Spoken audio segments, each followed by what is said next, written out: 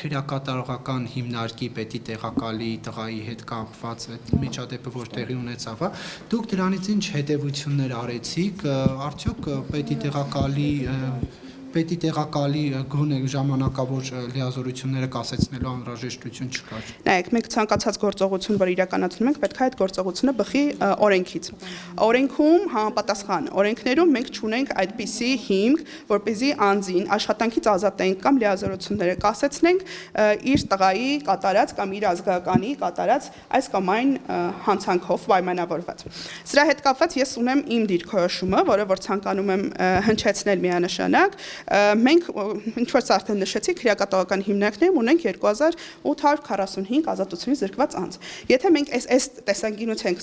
փորձում նայել երևույթներին, մենք ուրեմն պետք է բոլոր այդ անձանց ծնողներին գտնենք, դարձնենք թիրախ եւ պահանջ ներկայացնենք եւ պահանջ ներկայացնենք այդ անձանց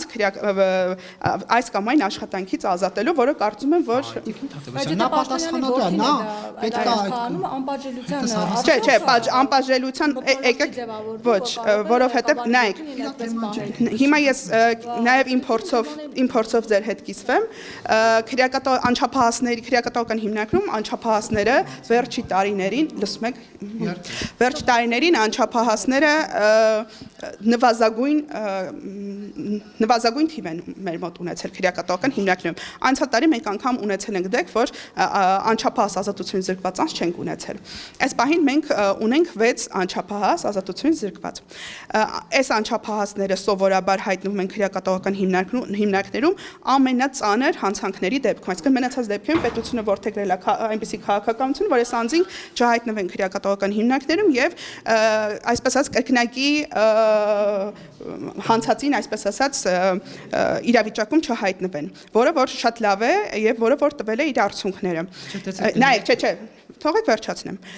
Եվ մենք ունենք 4 անչափահաս, կարծեմ 5, չէ, 5 անչափահաս, ովքեր որ իրականացրել էին այդ ծեծը եւ իրենք 4-ը իրենցից կալանավորվել էր։ Այսինքն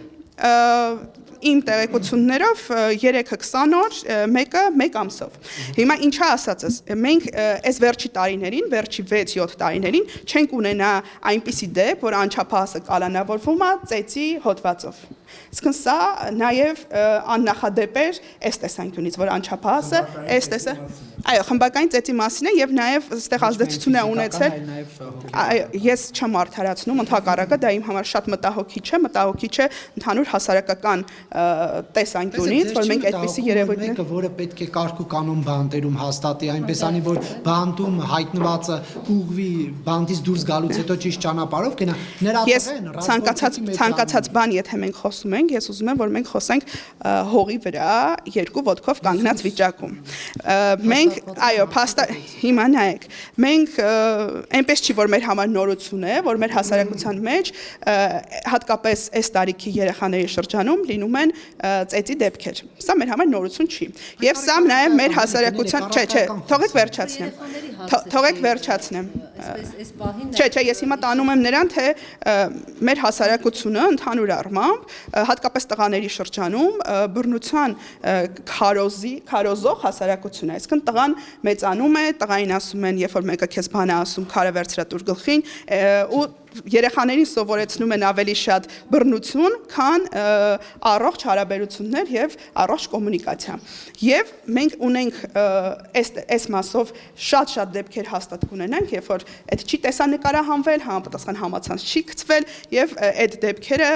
անհետ, այսպես ասած, այստեղ հայրիկը քրեակատարողական ծառայության հիմա իմ ասածը այն է, որ պետք չի թիրախավ ես ընդհանրացնում եմ, որովհետեւ նախ ես նշեցի, որ մենք ցանկացած մեր գործողություն պետք է անենք օրենքից ելնելով եւ մեր օրենքը չի նախատեսում անձին աշխատանքից ազատում իր ազգականի կողմից կատարված հանցանքի ոչ էլ լիազորությունների սահմանափակում է ենթադրում օրենքը նախ այս համասի խոսենք եւ նաեւ ուզում եմ որ երեխաներին էլ չթիրախավորենք քրեական ենթամշակույթ տերմինը իրենց վրա կպցնելով որովհետեւ այս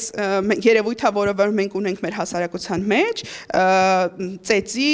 ծեծով հարցերը լուծելու երևույթը մենք մեր հասարակության մեջ ունենք եւ եթե դրա անունը դնենք քրեական ենթամշակույթ,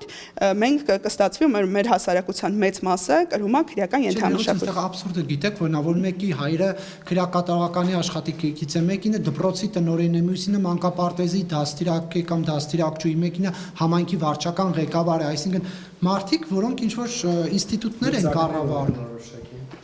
Մեր համար այստեղ ամենակարևորն էր հասկանալ, թե լծակների մասին խոսեցիք, այդ անձը ունեցել է որոշակի վարքային դրսևորումներ տարբեր կերպ ազդելու նախաքննության կալանքի տակ եղել, մեկ ամսովն է եղել, թե 20 օրով։ 20 օրով։ 3-ից։ Չէ, անչափահասները abովյան քրեակատողական հիմնարկում են լինում, բոլորը։ Անչափահասները եւ կանայք abովյան քրեակատողական հիմնարկում են իրենց պատիվ։ Իսկ խոսել եք նրա հոր հետ, որը որ արդիկի, այսինքն ինչ մեկնաբանություն է տվել հայրը հենց, ինչպես է որդու այսպես պահվածքը մեկնաբանել։